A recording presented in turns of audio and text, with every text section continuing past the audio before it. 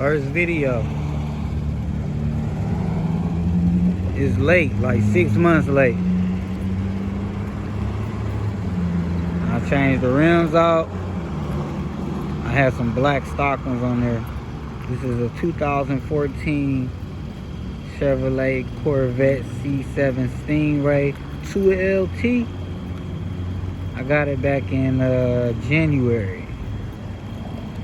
Still can't believe I got it, man. It's so clean. Like I said, I took the original stock rims off and put these Z06 replicas on there. The black rims were just too dark, but I'm next to a payphone. I ain't seen one of them in so long.